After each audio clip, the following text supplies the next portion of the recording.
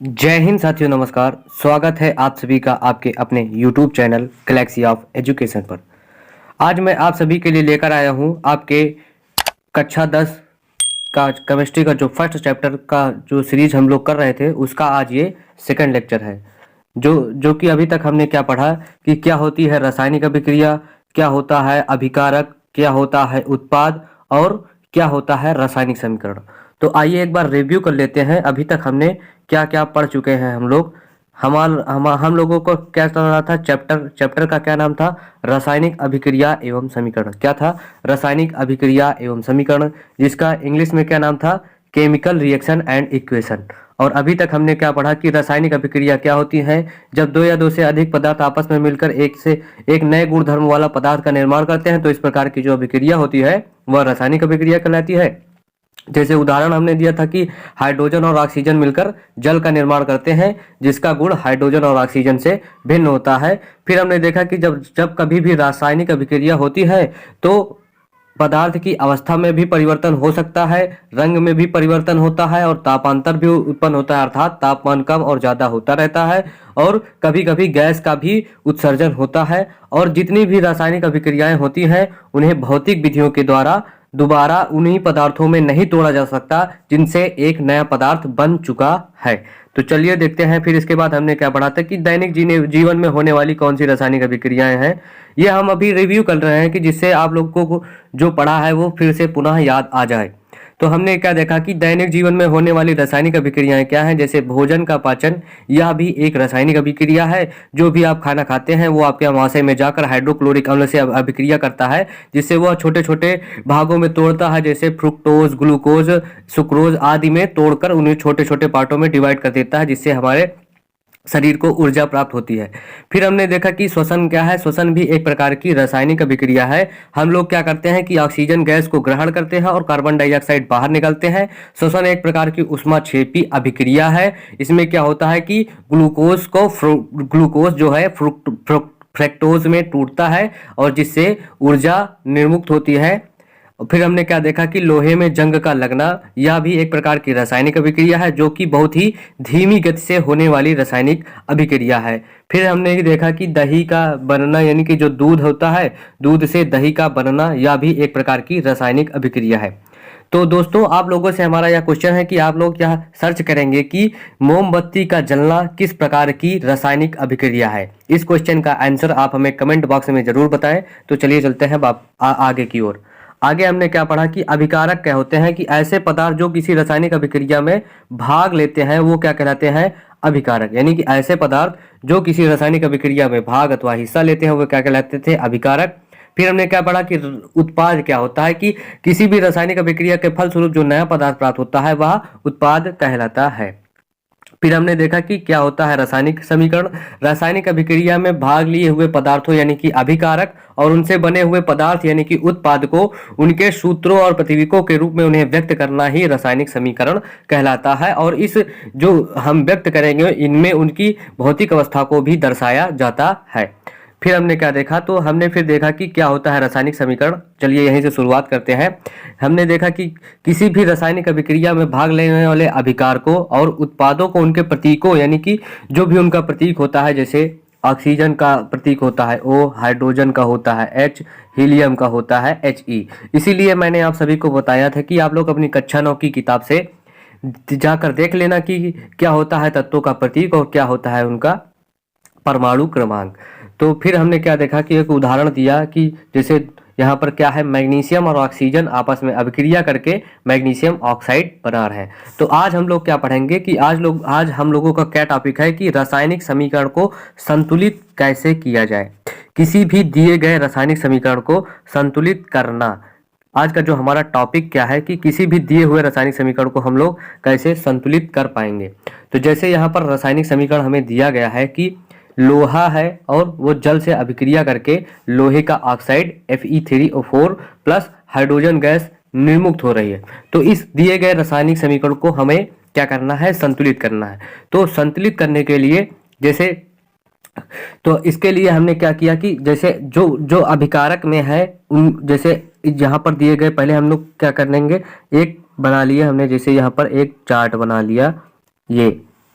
Chart हमने एक develop कर लिया और इसमें हमने क्या कर दिया, चार्ट बना लिया। इसमें हमने तत्वों को भी इसमें लिख दिया, जैसे Fe है और क्या है, हाइड्रोजन है और फिर क्या है, ऑक्सीजन है। इन सभी को हमने लिख लिया और एक चार्ट बना लेते हैं। फिर अभिकारक में इनकी संख्या क्या है, यानी कि जो तत्व है यानी कि जो परमाणु है उनकी संख्या क्या है। जैसे अभिकारक में फेरस यानी कि फेरम कितना है, लोहे का परमाणु कितना है, तो अभिकारक में देखिए यहाँ इसकी संख्या कितनी है, 1। तो हमने क्या लिखा, अभिकारक में हमने 1 लिख दिया। फिर हमने क्या देखा कि उत्पाद में लोहे के परमाणु की संख्या कितनी है, तो उत्पाद में यहाँ पर इसकी संख्या देखिए, यहाँ पर इसकी संख्या दी गई है 3, तो हमने यहाँ पर उत्पाद में रखा। तो किसी भी रासायनिक समीकरण को संतुलित करना क्या होता है कि अभिकारक में उस तत्व के परमाणुओं की संख्या और उत्पाद में उस तत्व के परमाणुओं की संख्या बराबर होनी चाहिए। यही होता है रासायनिक समीकरण को संतुलित करना। ये संतुलित क्यों किया जाता है, ये हम आपको आगे अभी तुरंत ही बताने वाले हैं। कोई भी रासायनिक समीकरण संतुलित क्यों किया जाता है। फिर हमने क्या किया कि हमने देखा कि अब हमने इसका क्या कहते हैं, इसका यार लिखना, इसका 1 हो गया है ना, और यानी कि लोहे का अभिकारक में परमाणु कितना, 1 था और उत्पाद में कितना था, यहाँ पर 3 था। फिर हमने देखा कि हाइड्रोजन कितना, हाइड्रोजन अभिकारक में हाइड्रोजन की संख्या, हाइड्रोजन के परमाणुओं की संख्या कितनी है, अभिकारक में कितना है, ये है आपका 2। अभिकारक कितना है, यहाँ पर अभिकारक में हाइड्रोजन परमाणुओं की संख्या कितनी है, 2, और उत्पाद में भी कितनी है, यहाँ पर भी देख लीजिए, ये है 2, तो यहाँ पर भी हमने 2 रख दिया। फिर हमने क्या देखा कि ऑक्सीजन, ऑक्सीजन क्या है, अभिकारक में ऑक्सीजन का परमाणु कितना है, 1, और उत्पाद में कितना है, उत्पाद में ये है 4। फिर हम अब हम लोग इन्हें संतुलित करेंगे। संतुलित करना क्या है कि हमको अभिकारक में जितने भी तत्व हैं लोहे के और उत्पाद में जितने तत्व हैं लोहे के, तो उनको बराबर करना है। इनको बराबर करने के लिए जैसे अभिकारक में यहाँ पर 1 है, तो यहाँ पर हम इसको 3 करने के लिए किससे गुणा करेंगे, तो 3 करने के लिए इसमें 3 से गुणा कर देंगे, तो हमें अभिकारक में लोहे के परमाणु की संख्या कितनी हो जाएगी, जब इसको हम 3 से गुणा करेंगे तब इसकी संख्या हो जाएगी 3, और 3 बराबर 3। यही हमको करना है कि उसके उत्पाद और उसके यानी कि जो उत्पाद में परमाणुओं की संख्या है वो अभिकारक के परमाणुओं की संख्या के बराबर ही करना है हम लोगों को। यही होता है किसी रासायनिक समीकरण को संतुलित करना। तो हम यहाँ पर 3 से जब गुणा कर देंगे तो क्या हो जाएगा, ये हो जाएगा जो लोहे का परमाणु है ये संतुलित हो जाएगा, इसकी अभिकारक में परमाणुओं की संख्या और उत्पाद में परमाणुओं की संख्या हो जाएगी बराबर। फिर क्या करते हैं, फिर हम लिखते हैं ऑक्सीजन को। ऑक्सीजन क्या है, उत्पाद में इसकी परमाणुओं की संख्या 4 है, लेकिन अभिकारक में इसके परमाणुओं की संख्या 1 दी गई है, इसलिए हमको अभिकारक वाले में 4 से गुणा करना पड़ेगा।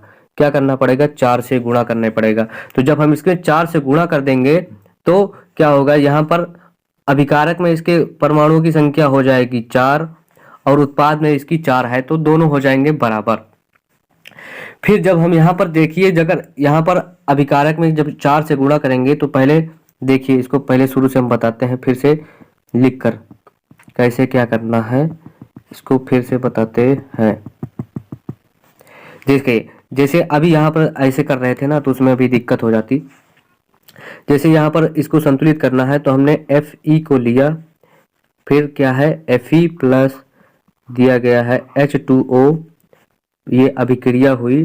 देखिए ध्यान दीजिए, जो अभिक्रिया में पूंछ वाला सिरा है, यानी कि जो अभिक्रिया के पीछे वाला, यानी कि जो तीर है इसके पीछे वाला भाग है, इधर होते हैं अभिकारक, और जो इसका सिर वाला भाग है इधर क्या होते हैं, इधर होता है उत्पाद। क्या होते हैं, इधर होते हैं उत्पाद।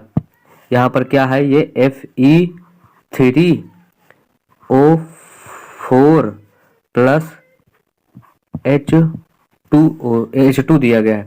तो यहाँ पर देखिए, यहाँ पर Fe की संख्या कितनी है, 3, तो यहाँ पर भी Fe की संख्या कितनी करनी पड़ेगी हमको, यहाँ पर भी हमने इसकी संख्या करनी पड़ेगी 3, क्योंकि हमको अभिकारक और उत्पाद के परमाणुओं की संख्या दोनों की बराबर करना है। लेकिन जब हम यहाँ पर करेंगे, जैसे यहाँ पर जब हमें करना पड़ेगा, वहाँ पर स्पेस कम है, हम नीचे कर देते हैं। तो यहाँ पर जब हम ऑक्सीजन देखिए, अभी उत्पाद में ऑक्सीजन कितना है, यहाँ पर देखिए ऑक्सीजन 4 है, और यहाँ पर कितना है ऑक्सीजन 1, और 1 को 4 से गुणा करेंगे तो कितना होगा 4। तो इसलिए हमें अभिकारक में ऑक्सीजन को यानी कि ऑक्सीजन को बराबर करने के लिए, उसके परमाणुओं की संख्या बराबर करने के लिए हमको अभिकारक में 4 से गुणा करना पड़ेगा। जब हमने यहाँ पर 4 से गुणा किया तो अभिकारक में ऑक्सीजन परमाणुओं की संख्या कितनी हो गई, अब यहाँ पर हो गई 4, और उत्पाद में ऑक्सीजन परमाणुओं की संख्या कितनी हो गई, यहाँ पर भी हो गई 4। लेकिन क्या अभी हाइड्रोजन संतुलित है? हाइड्रोजन में यहाँ पर क्या हो गया, ये ब्रैकेट के अंदर है तो 4 का गुणा हाइड्रोजन में भी होगा, तो हाइड्रोजन पहले कितना है 2 और ये 4, 4 और 2 का जब गुणा हो जाएगा तो क्या हो जाएगी, हाइड्रोजन परमाणुओं की संख्या हो गई 8। इसलिए जो उत्पाद वाला है यहाँ पर हमको 8 से गुणा करना पड़ेगा। जगह कम पड़ रही है इसलिए हम नीचे कर रहे हैं, लेकिन आपको इसे प्लस जो लिखा है प्लस के बगल में करना है। इस प्रकार क्या होता है, इस प्रकार जो हमारा समीकरण है यह संतुलित हो जाता है। यह समीकरण अभी शुद्ध रूप से नहीं लिखा गया है, इसमें हमें पदार्थों की भौतिक अवस्था को नहीं दर्शाया है। चलिए दर्शाते हैं। देखिए, जब पूर्ण रूप से आप इसको, यानी कि पहले समीकरण को संतुलित किया जाता है, फिर उसके बाद उसकी भौतिक अवस्था को दर्शाया जाता है। तो इसको जब संतुलित किया हमने तो क्या हो गया, ये 3, ये हो गया 3Fe। Fe क्या है, लोहा। लोहा के कौन सी अवस्था में होता है, ठोस अवस्था, इसलिए हमने लिखा सॉलिड का S, जो इंग्लिश अक्षर होता है, यानी कि इंग्लिश नेम के फर्स्ट अक्षर से लिखा गया है। फिर क्या आया, H2O, यहाँ पर हमने 4 से गुणा किया था तो ये हो जाएगा 4H2O, जो कि जल है। ये किस अवस्था में होता है, तो जल होता है हमारा लिक्विड अवस्था में। फिर ये तीर का निशान है, ये बता रहा है कि अभिक्रिया हुई। यहाँ पर इस फिर इधर ये बन गया लोहे का ऑक्साइड, क्या बना, Fe3O4 प्लस, यहाँ पर क्या था, ये हो गया आपका 4H2, रुक जाइए, ये हो गया आपका लोहे का ऑक्साइड। यहाँ पर क्या बना, इसकी हमने भौतिक अवस्था नहीं लिखी ना, क्या हो गया, ये बना यहाँ पर Fe3O4 बना लोहे का ऑक्साइड, जो कि क्या है, लोहे का ऑक्साइड, यानी कि ये ठोस अवस्था में है। फिर क्या हो गया, प्लस H2 गैस निकली थी यहाँ पर ना, और उसमें हमने किस से गुणा किया था, 4 से, तो क्या हो गया, ये 4H2, जो कि हाइड्रोजन है, यह एक प्रकार की गैस है। ये हो गया अब आपका एक संतुलित रासायनिक समीकरण। किसी भी रासायनिक समीकरण को संतुलित क्यों किया जाता है, यह क्वेश्चन अब उठता है। तो आइए देखते हैं, किसी भी रासायनिक समीकरण को संतुलित करना क्यों आवश्यक है, क्यों हम किसी भी रासायनिक समीकरण को संतुलित करते हैं, और क्यों इसकी आवश्यकता पड़ी कि रासायनिक समीकरण को संतुलित ही क्यों किया जाए। तो देखिए क्या होता है कि क्यों इस रासायनिक समीकरण को संतुलित किया गया, आइए देखते हैं। देखिए, रासायनिक समीकरण को संतुलित करना क्यों आवश्यक है। जैसे आपके किसी टीचर ने पूछा कि संतुलित रासायनिक समीकरण क्या होता है, तो आपने उसकी परिभाषा उसको बता दी है। अब वो नहीं माना, वो आपसे क्वेश्चन करता है कि किसी भी रासायनिक समीकरण को संतुलित ही करना क्यों आवश्यक है।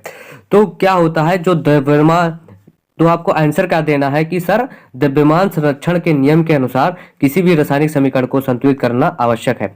अब देखते हैं कि द्रव्यमान संरक्षण का नियम क्या कहता है। द्रव्यमान संरक्षण के नियम के अनुसार किसी भी रासायनिक अभिक्रिया में ना तो द्रव्यमान की उत्पत्ति होती है, यानी कि ना तो द्रव्यमान बनता है और ना ही इसका विनाश होता है।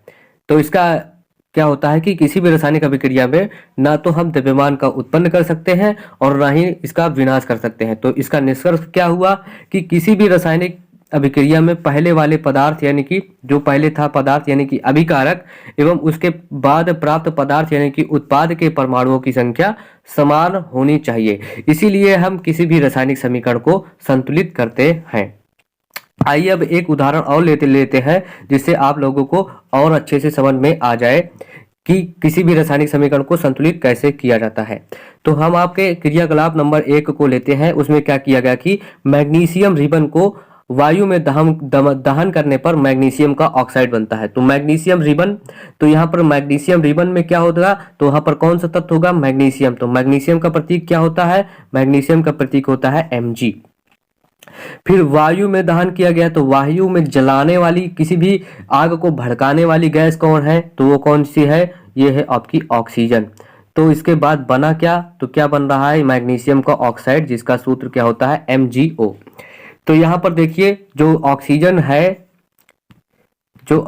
है, हमने क्या किया, मैग्नीशियम लिया, और ये ऑक्सीजन गैस हमेशा 2 अणुओं के साथ होती है, और फिर क्या होता है, यहाँ पर बन गया क्या, मैग्नीशियम ऑक्साइड। यहाँ पर देखिए इसको, इस समीकरण को संतुलित करना है अगर, तो यहाँ पर देखिए मैग्नीशियम कितना है, इधर इधर मैग्नीशियम कितना है, एक, और इधर मैग्नीशियम यानी कि अभिकारक में कितना है, अभिकारक में मैग्नीशियम परमाणु की संख्या एक, उत्पाद में मैग्नीशियम परमाणु की संख्या एक। अभिकारक में ऑक्सीजन परमाणु की संख्या कितनी है, तो अभिकारक में ऑक्सीजन परमाणु की संख्या 2 है, जबकि उत्पाद में ऑक्सीजन परमाणु की संख्या एक ही है। तो इसे संतुलित करने के लिए हमें उत्पाद में 2 से गुणा करना पड़ेगा। तो क्या हम यहाँ पर गुणा करेंगे, तो यहाँ पर गुणा इसलिए नहीं करेंगे क्योंकि यह एक अणु के भांति हो गया है। तो अणु क्या है, ये पूरा पूरा एक हो गया है ना। अब इसमें अगर गुणा करना है तो इसको एक ब्रैकेट में बंद करके ही हम कर सकते हैं। तो इसको जब हम सही से लिखेंगे, यानी कि जब इसको पूर्ण रूप से संतुलित करके लिखेंगे, तो कैसे लिखेंगे हम, यहाँ पर 2 से गुणा करना पड़ेगा। तो जब इस समीकरण को संतुलित करने के लिए, इस ऑक्सीजन को संतुलित करने के लिए हमको इस समीकरण में यहाँ पर 2 से गुणा करना पड़ेगा। जब हम ऑक्सीजन को संतुलित करने के लिए उत्पाद में 2 से गुणा करेंगे तो हमारा मैग्नीशियम असंतुलित हो जाएगा, क्योंकि अभिकारक में मैग्नीशियम परमाणु की संख्या 1 है, जो कि ऑक्सीजन को संतुलित करने के लिए हमने उत्पाद में 2 से गुणा कर दिया। तो मैग्नीशियम परमाणु की संख्या उत्पाद में अब 2 हो गई है, इसलिए हमें अभिकारक में भी 2 से गुणा करना पड़ेगा, जिससे अब ये समीकरण संतुलित हो गया है। अब इसे हमें शुद्ध रूप में कैसे लिखेंगे, इसे हम लिख देंगे 2 मैग्नीशियम, जो कि एक धातु है, तो ये क्या होगी, सॉलिड अवस्था में, तथा ऑक्सीजन क्या है, यह एक गैस है, इसलिए यह गैस अवस्था में होगी। और जो ये बना है मैग्नीशियम का ऑक्साइड, इसे हम किसे लिख देंगे, 2MgO। अब ये हो गया एक आपका एक पूर्ण रूप से संतुलित रासायनिक समीकरण। इसे ही संतुलित रासायनिक समीकरण कहला जाता है। शायद अब आप लोगों को रासायनिक समीकरण को संतुलित करना आ गया होगा। तो चलिए देखते हैं अब आपका नेक्स्ट टॉपिक क्या है, कि हमने अभी देखा कि किसी भी रासायनिक समीकरण को संतुलित क्यों किया जाता है, या तो हमने देख लिया कि जो द्रव्यमान संरक्षण का नियम होता है, इसी के लिए हमें किसी भी रासायनिक समीकरण को संतुलित किया जाता है। जो प्रथम बार किसी रासायनिक समीकरण को, यानी कि किसी भी रासायनिक अभिक्रिया को प्रथम बार किसने रासायनिक समीकरण के रूप में दर्शाया, तो उनका नाम क्या था, कल ही हमने बताया था कि जीन बेग्विन नामक वैज्ञानिक ने 1615 ईस्वी में प्रथम बार किसी रासायनिक अभिक्रिया को रासायनिक समीकरण के रूप में दर्शाया। तो आइए अब देखते हैं आपका आगे क्या है। अब देखते हैं कि कोई भी जो रासायनिक समीकरण होता है, उसमें से हमें किन किन तथ्यों की जानकारी प्राप्त होती है। जैसे किसी रासायनिक समीकरण से रासायनिक अभिक्रिया में भाग लेने वाले पदार्थों का ज्ञान होता है। तो कैसे होता है, जैसे कोई भी रासायनिक अभिक्रिया होती है, जैसे यहाँ पर है मैग्नीशियम प्लस ऑक्सीजन मिलकर क्या बना रही है, MgO। तो क्या कह रहा है कि किसी भी रासायनिक अभिक्रिया में भाग लेने वाले पदार्थों का ज्ञान होता है। तो जैसे कोई भी रसायन, जैसे यहाँ पर दी गई रासायनिक अभिक्रिया है, तो इससे हमें क्या ज्ञान होता है कि इसमें मैग्नीशियम और ऑक्सीजन है, तो जो मिलकर जो आपस में अभिक्रिया करके मैग्नीशियम ऑक्साइड बनाती हैं। तो इसमें से कौन से पदार्थ का ज्ञान हुआ, मैग्नीशियम ऑक्साइड का। तो फिर क्या होता है, किसी भी रासायनिक अभिक्रिया के अभिकारकों का कुल द्रव्यमान उसके उत्पादों के कुल द्रव्यमान के बराबर होता है, जिससे कि द्रव्यमान संरक्षण के नियम की पुष्टि होती है। अब चलिए देखते हैं आपका नेक्स्ट टॉपिक क्या है, कि यहाँ पर हमने 2 क्वेश्चनों को लिया है जो कि आपके बोर्ड एग्जाम में पूछे जा सकते हैं। अभी तक हमने जो पढ़ा है उसमें से ये 2 क्वेश्चन आपको शायद 4 नंबर दिला सकते हैं, जो 2 क्वेश्चनों को हमने लिखा है, या इनके आने में, यानी कि ये आपके लिए इम्पोर्टेंट है, ये आपके बोर्ड एग्जाम में इन क्वेश्चनों को पूछा जा सकता है। तो चलिए देखते हैं क्या होता है कंकाली रासायनिक समीकरण। ऐसा रासायनिक समीकरण जो पूर्ण रूप से संतुलित नहीं होता, उसे क्या कहा जाता है, कंकाली रासायनिक समीकरण। यानी कि जो रासायनिक समीकरण संतुलित नहीं होता उसे कंकालिक रासायनिक समीकरण कहते हैं। फिर क्या कहते हैं कि कोई संतुलित रासायनिक समीकरण, यानी कि संतुलित रासायनिक समीकरण किसे कहा जाता है, ऐसा रासायनिक समीकरण जिसके दोनों पक्षों के प्रत्येक परमाणुओं की संख्या बराबर होती है, उसे संतुलित रासायनिक समीकरण कहा जाता है। जैसे हमने क्या लिखा, 2Mg प्लस O2, जो अभिक्रिया के उपरांत क्या प्राप्त हुआ, अभिक्रिया के उपरांत हमें प्राप्त हुआ 2MgO। तो इस प्रकार का जो रासायनिक समीकरण है, यह पूर्ण रूप से इसके अभिकारकों के परमाणुओं की संख्या और उत्पादों के परमाणुओं की संख्या समान होती है, उसे क्या कहा जाता है, संतुलित रासायनिक समीकरण। आज की वीडियो को हम यहीं पर समाप्त करते हैं। आगे की क्लास आपको नेक्स्ट वीडियो में प्रोवाइड की जाएगी। आप लोगों से हमारा अनुरोध है कि आप लोग हमारे वीडियो को प्लीज़ एक लाइक और हमारे चैनल को प्लीज़ सब्सक्राइब और हमारी इस वीडियो को अपने सभी दोस्तों तक शेयर जरूर करें, जिससे हमें भी एक मोटिवेशन मिले कि आप लोग हमारे लिए भी कुछ कर रहे हैं। यह वीडियो आप सभी को मिलती रहेगी, लगातार बैक टू बैक क्लासेस होगी। आगे की वीडियो में हम देखेंगे कि रासायनिक अभिक्रियाओं के प्रकार, कितने प्रकार की रासायनिक अभिक्रियाएं होती हैं। तो चलते हैं, मिलते हैं आपको नेक्स्ट वीडियो में। तब तक के लिए ओके बाय।